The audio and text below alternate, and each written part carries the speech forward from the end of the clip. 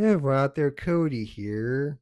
Today I'd like to acknowledge the film What Women Want, starring Mel Gibson as Nick Marshall. And really, this film is a far cry from what he generally did at the time. He did Braveheart and all that stuff, but this is different. He plays Nick Marshall, a womanizer. He works for in advertising. He's an executive at an advertising company, and things are great for him.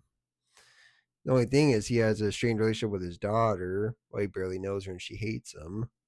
But other than that, things are great.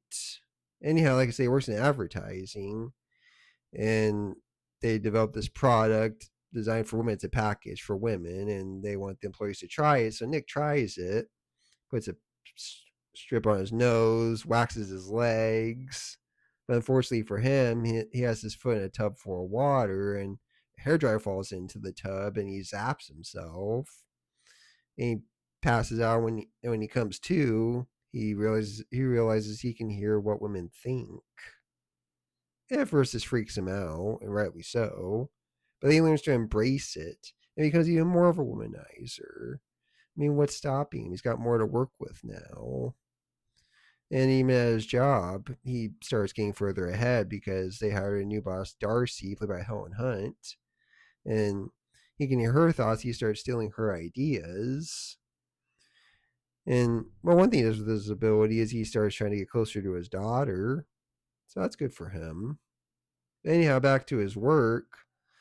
Like I said, he works with Darcy. Well, they start working closer and closer more often. They start falling for each other.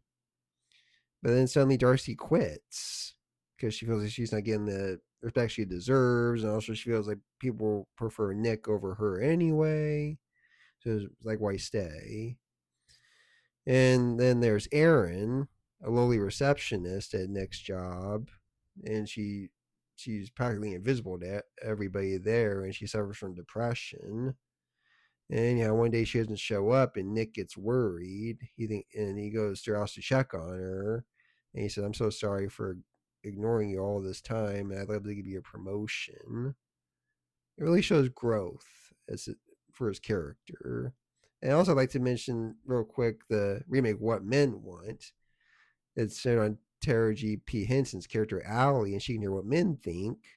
And I wanted to mention this because her love interest Will pointed out that just because they're thinking it doesn't mean they feel it in here in their heart.